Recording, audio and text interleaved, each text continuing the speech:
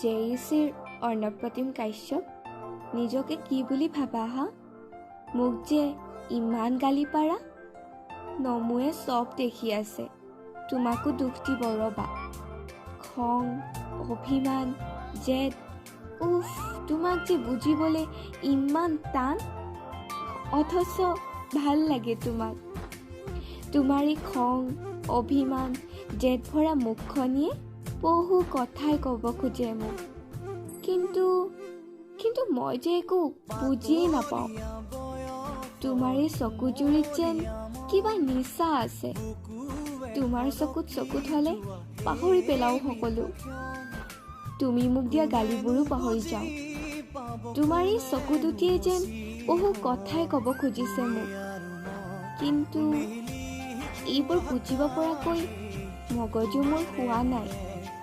সেইবাবে হয়তো তোমাৰ কথাবোৰ গালিৰ জৰিয়তে প্ৰকাশ পায়।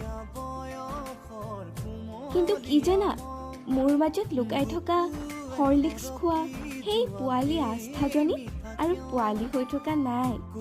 মই যেন এতিয়া বহুত কথাই বুজি পাইছোঁ। তোমাক আৰু অলপ বেছিকৈ জানিব পাৰিছোঁ। তুমি যে মোক পোৱালি বুলি ক'লে বৰ ভাল লাগে জানা। তুমি ভাল পোৱাৰ বাবে চুলিবোৰ আজিকালি সদায় মেলি ৰাখোঁ। মাজে মাজে আইতাৰ গালিবোৰলৈ মনত নপৰা নহয়।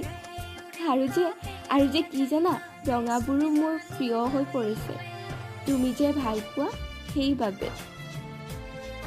কিন্তু এইবোৰ মোৰ বাবে বহুত নতুন জানা। সেইবাবে কেতিয়াবা ভয় হয়, মোৰ যদি সপোনবোৰ ভাঙি থান-বান হৈ যায়।